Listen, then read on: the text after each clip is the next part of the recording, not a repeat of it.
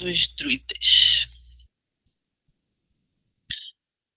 Nolando traz muito da tradição do druidismo, mas não no sentido dogmático. A visão é ampla e universalista, mas a especificidade das suas explanações se justifica, segundo ele, por haver uma necessidade da nossa alma de recuperar estímulos que vivenciamos no passado, mas que agora não se encontram presentes na nossa atual circunstância reencarnatória.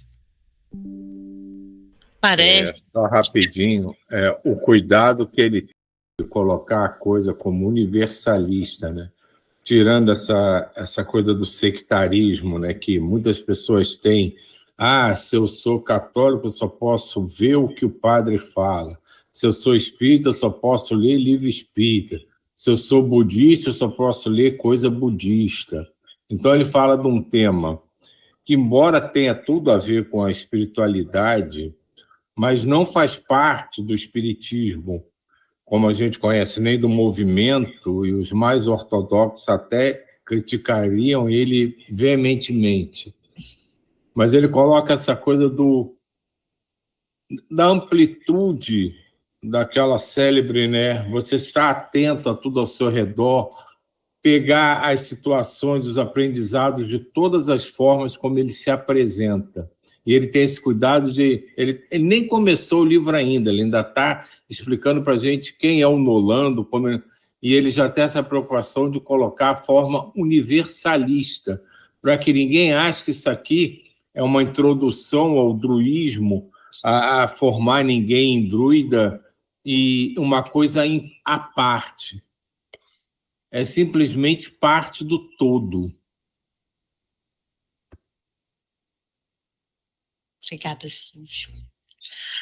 Parece que há muitas almas, hoje em dia, encarnadas na Terra, que sentem uma inclinação natural à espiritualidade celta, se assim podemos chamar de modo genérico e pouco específico, e carecem de uma quantidade mais alargada de material sobre o assunto. Não que não tenha, pois há alguns ótimos. Reconhecendo essa necessidade, tais inclinações, a espiritualidade maior resolveu atender a esses anseios ancestrais que pairam na alma e no coração de muita gente, e vem fazendo isso de várias formas. Este livro é apenas uma delas, modesta. Mas, claro, sem a pretensão de interferir ou ser qualquer referência nos movimentos institucionalizados do druidismo atual. Apenas mais uma contribuição amorosa e amiga. Enfim, tenha uma boa viagem no tempo, um maravilhoso contato com povos longínquos, dimensões antigas de seu espírito imortal e uma fantástica leitura. Paz e alegria. Yuri Levi. Prefácio por Guilherme Romano.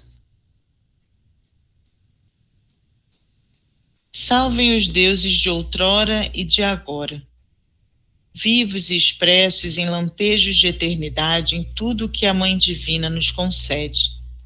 Foi assim que aprendi com uma grande mestra das tradições celtas a saudar as forças vivas do divino que este povo ancestral cultuava, conhecia e vivia em cada expressão de seus atos. Traços históricos difusos foram os únicos rastros terrenos que uma cultura outrora poderosa em seus saberes deixou após ser invadida, rechaçada e, por fim, fundida às sociedades que vieram depois dela.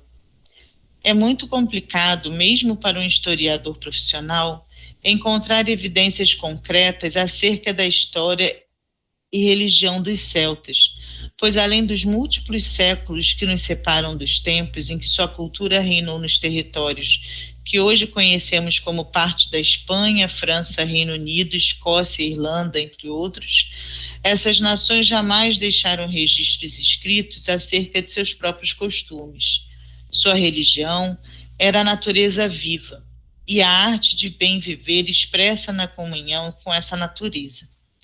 Seus deuses eram os nomes dados às puras forças que movem o mundo, manifestações sagradas de uma mesma fonte, de um Deus, ou melhor, deusa, una, maternal, absoluta, e que em tudo permeia e em tudo interpenetra. Daí a dificuldade de se capturar em meros conceitos frios o que a espiritualidade tão potente e libertadora poderia ensinar.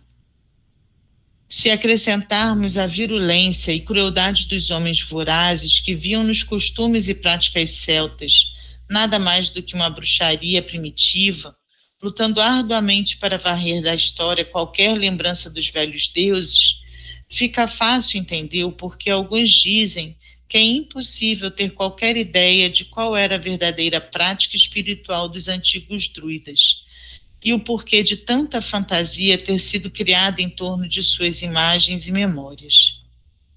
Só rapidinho, Elisa, é interessante quando ele fala, né, que ele tem percebido um aumento de pessoas que se ligam. Ele chama inicialmente de coisa celta, né? Mas isso é um nome genérico.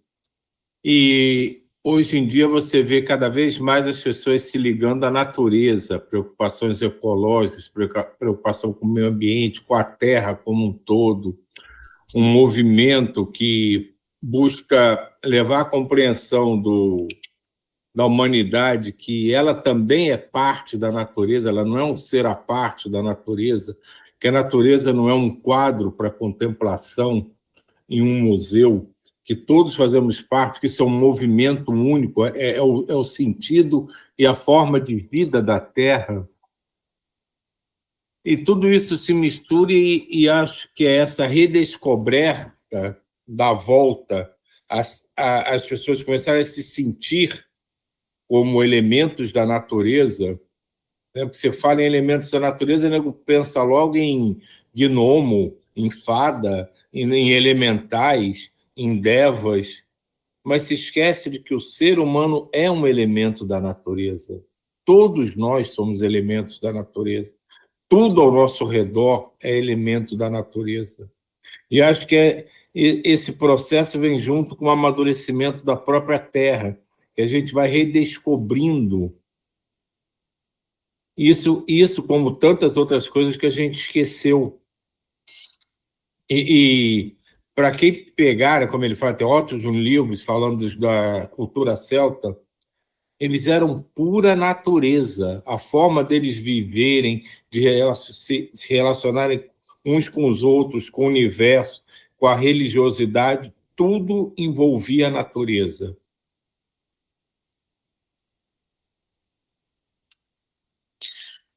Só que o que esses estudiosos não contam como parte fundamental da equação é que o acesso a esse universo mágico, de beleza e complexidade sem iguais, não se dá pelas vias comuns de conhecimento.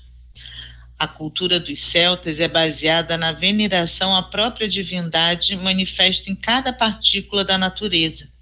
E, portanto, já que tais poderes, que a vida e a potência que a rege são sem fim, os mistérios dos mestres druidas jamais se perderam, apenas ficaram ocultos aos olhos ignorantes. Os mesmos que no passado condenaram a liberdade, a igualdade e sublimidade com as quais suas religiões e crenças condenadoras de pecado não tinham condições de lidar, até que o tempo de reflorescer chegasse. Os celtas espirituais, mestras e mestres que cada vez mais acessam aos médiuns e sensitivos de toda sorte, em nada tem a ver com qualquer aspecto destrutivo e beligerante de uma cultura classificada nas frias estantes de alguma universidade de história. Eles são, na verdade, os yogis, os yoguines do Ocidente, sábios conhecedores das sendas da libertação dos sofrimentos, e da mesma forma que os Budas do leste, os veneráveis ermitães do oeste, em que nós se manifestam, dedicam sua existência imortal ao resgate do sagrado e ao despertar espiritual nos corações do maior número de seres. Há um poder vibrante e imanente em tudo o que existe. Despertar este poder é o objetivo e ideal dos druidas. Se sua condição espiritual é tal que eles transcendam ao tempo e ao espaço, de pouco em pouco eles encontrariam vias de acesso nas mentes e corações férteis para receber seus sublimes ensinamentos. E é justamente por essa via espiritual de um coração aberto e pronto que os mestres que produziram esta obra encontraram na pessoa de meu amigo Yuri Levi. Mais do que belos textos, as palavras de Nulando evocam toda a força da tradição da qual ele provém, com a potência vibrante de quem ensina e que ao mesmo tempo tanto encanta. Seus mestres e discípulos, seus filhos e filhas, todos os devotos da deusa e de todos os nomes pelos quais os celtas veem o divino na natureza e em suas várias faces, falam em coro retumbante através dos singelos dizeres que reverberam como tambores em uma gloriosa noite de Beltane, prontos para despertar mentes embotadas e almas adormecidas de seu longo sono na ignorância autoimposta. Que você possa, então, caro leitor, deleitar-se no embalo fluido e potente dos ensinamentos aqui lhes ofertados, como verdadeiro néctar ou como convite a uma dança eterna. Deixe-se guiar nos embalos e nos compassos de tais ensinamentos, e com a ajuda da firme razão, permita que aquilo que dos sábios druidas lhe calar o coração torne-se parte integral do corpo de verdades que você vive. Guilherme Romano, escritor e filósofo, São Paulo, de 2016. Preâmbulo, pelo autor espiritual Nulando. Este mundo. Arqueadas estavam minhas memórias acerca do solo fresco regado a orvalho, em que passos mortais encontram os cascalhos do caminho e vacilam enquanto a sabedoria permanece como segredo velado. Nada mais neste tempo ocluso, sob a bênção dos 7 céus, ficará afastado da ciência daquele que se abrir para a torrente de luz que cavalga rumo à terra. Os antigos, como chamamos os velhos patriarcas e matriarcas das tradições sagradas do passado, agora assistem a este momento da terra, em compaixão invulgar, clamando de suas potencialidades interiores a glória que irá ofuscar a vida dos novos habitantes deste mundo. Desta forma, aproximam-se em conclaves constantes para aplainar as intempéries teúrgicas que assolam o planeta, aliviando o fardo invisível que recai sobre aqueles destinados a herdar a Terra. É importante transmitir os ensinos e valores das religiões e dos mistérios arcaicos, assim como a sua sabedoria, a fim de dilatar os horizontes universalistas de percepção e síntese espiritual.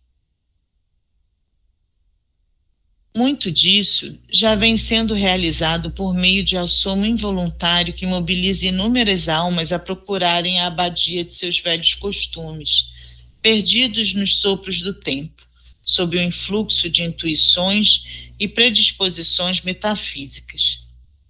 Denotando a devida importância para os mestres e mestras do pretérito, evoca-se agora toda a emanação psíquica armazenada dos tempos idos, conjurada sobre os auspícios de povos valorosos, tais como os egípcios, árabes, celtas, chineses, tibetanos e outras agremiações hoje veladas do conhecimento histórico vulgar. Aqui deixo o sopro dos druidas, que o cálice seja entregue e seu conteúdo derramado sobre a coroa do novo ser. A ambrosia do passado vem agora coroar o homem do futuro. É com grande auspício que toco a fronte de cada um com meu cetro de alabastro.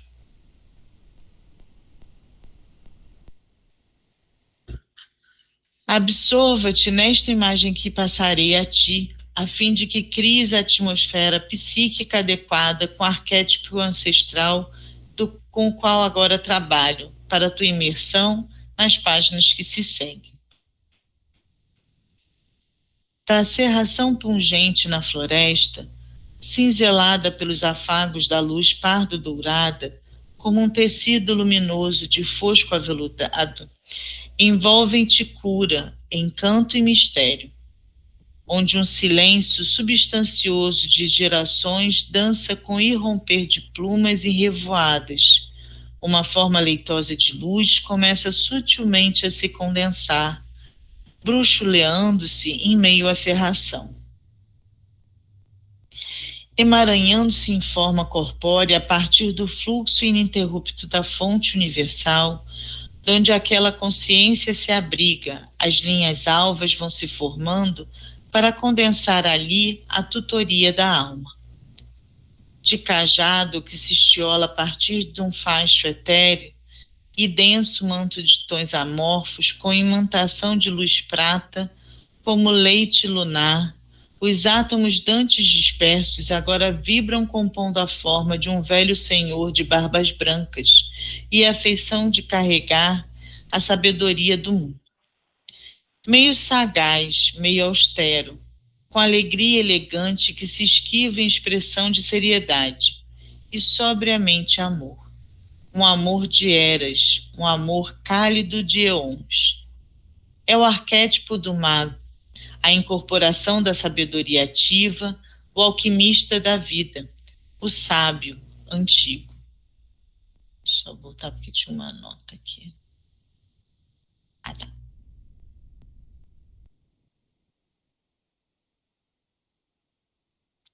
A representação... Oi? Não estou ouvindo.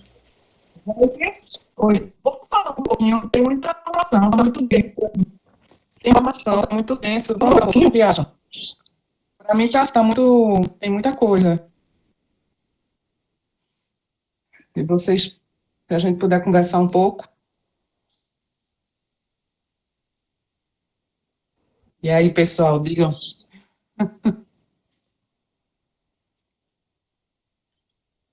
Ele aqui no início, né, é interessante porque todo mundo fala dessas coisas espiritualistas, né, dos povos antigos. Todo mundo se lembra dos povos do Oriente, mas se esquecem que os druidas são talvez o mais forte representante desse tipo de cultura universalista, que era originário aqui do Ocidente.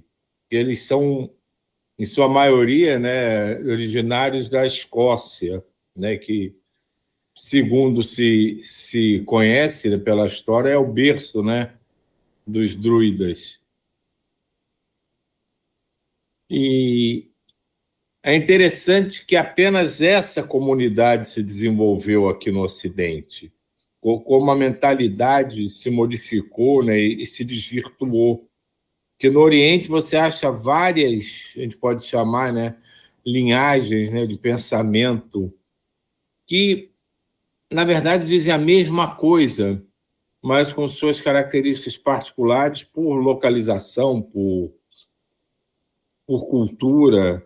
Mas no Ocidente, tirando dos indígenas primitivos, que foram espalhados por toda a América, tanto a América do Sul, Central e do Norte, os celtas são os únicos povos que tinham essa ligação com a natureza, que tinham essa ligação com a magia do universo.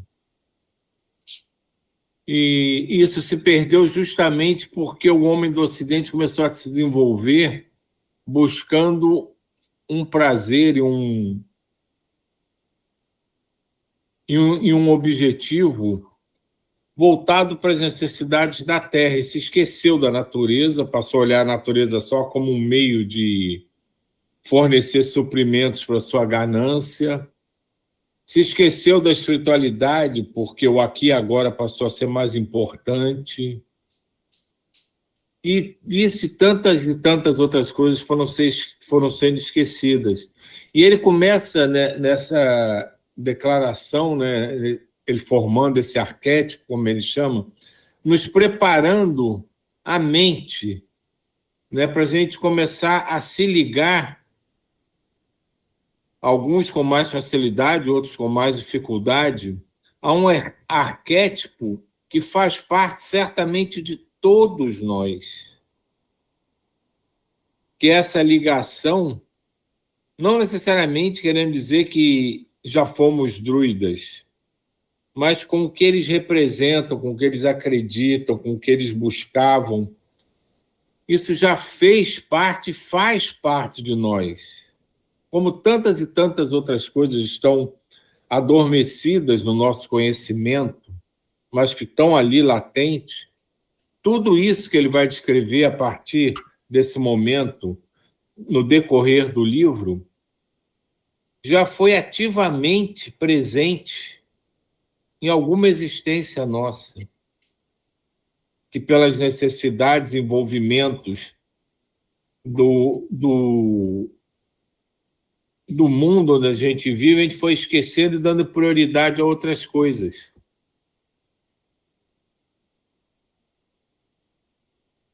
Mas é interessante a gente depois, se puder, reler tudo isso e deixar, aos pouquinhos, eu acredito que isso vai acontecendo no decorrer do livro, que se desperte novamente essa chama dentro de cada um. E esse é um conhecimento que vai ressurgir muito lentamente, porque acredito que ele esteja não só como a sujeira embaixo do tapete, ele deve estar embaixo de vários tapetes, para que a gente se adapte e não se ache tão estranho ao mundo moderno que a gente vive. Mas se a gente abrir a mente amplamente e ouvir com cada partícula da nossa alma tudo que será dito, tudo que será comentado aqui, alguns irão despertar o druida dentro de si, ou a lembrança de tudo que já viveu nesse ambiente, que não é exclusivo de nenhum povo, de nenhuma cultura, mas de toda a natureza, de todos nós.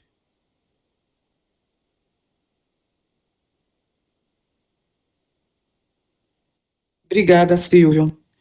Eu estou num momento muito assim, confusa, um pouco confusa, porque, não sei se o termo certo é confusa, porque é como se a gente estivesse vivendo um banquete de informações e de acessos, sabe?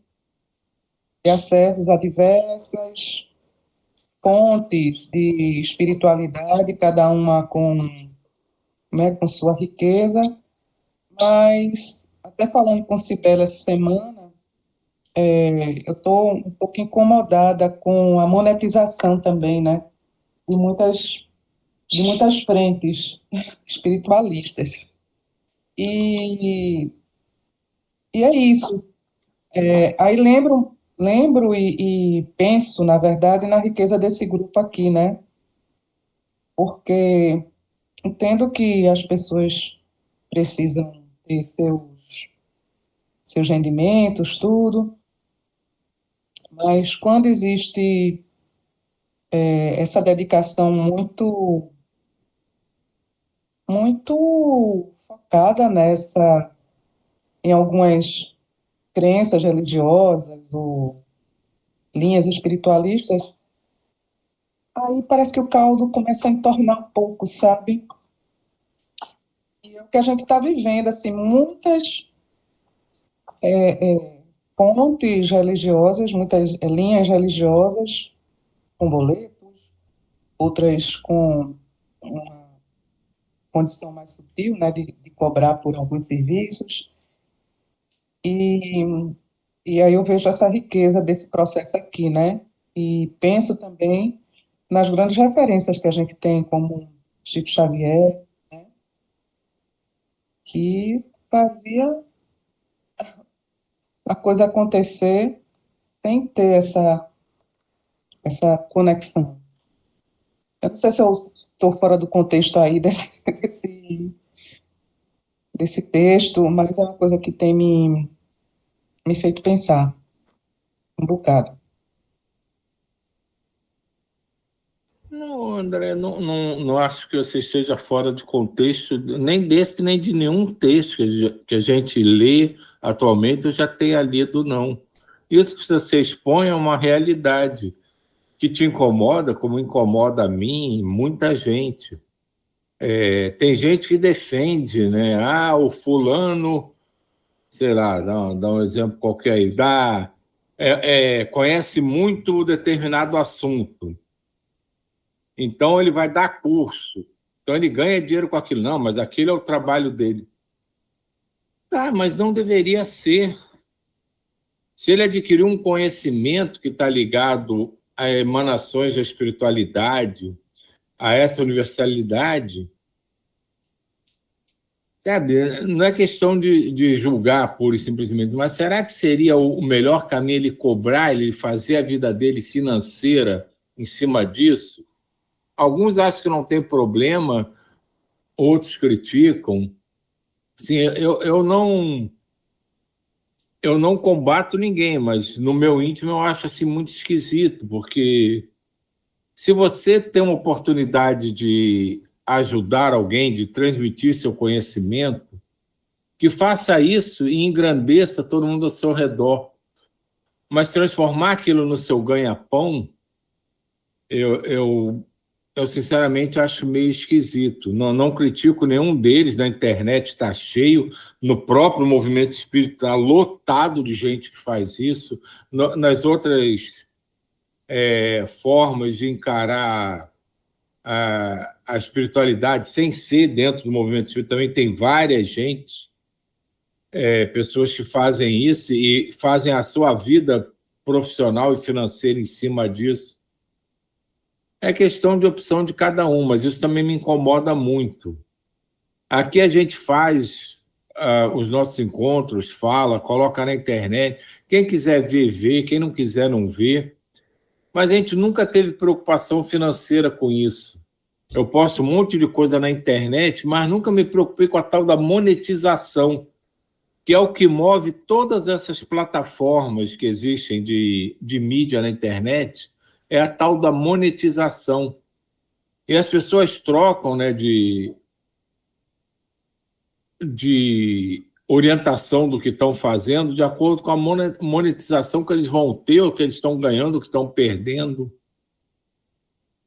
E talvez eu acho que essa atmosfera desse reencontro com a natureza que a gente pode reencontrar aqui nessa leitura, reacendendo esse arquétipo que ele está tentando chamar lá do nosso fundo, nos faça visualizar isso com mais tranquilidade, com mais paz no coração.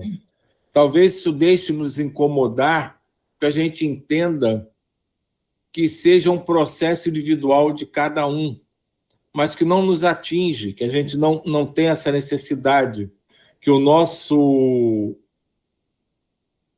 interesse é resgatar justamente tudo que já faz parte de nós, mas está latente.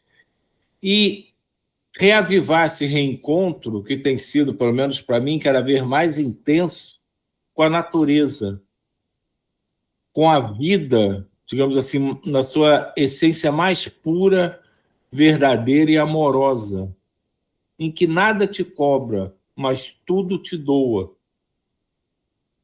E acho que isso é um processo que vai atingindo a todo mundo. Pelo que eu sinto de você, André, você também já está nesse processo. Você quer a felicidade não apenas sua, do seu esposo, dos seus filhos, dos seus parentes, você quer a felicidade coletiva. E quando a gente olha pela janela para a natureza, você vê beleza, você vê harmonia, você vê paz, você vê tranquilidade, você vê união, você vê tudo que o ser humano, na sua busca incessante pela paz interior, aspira. E acho que esse é o nosso objetivo. Então, a gente estar um pouco incomodada com a forma das coisas acontecer ao nosso redor ainda é inevitável, porque a gente ainda não alcançou patamares, né, de de conhecimento, de conscientização que nos permitam passar por esses processos sem sentir esse incômodo. Mas, sinceramente, André, eu acho que isso é questão de tempo.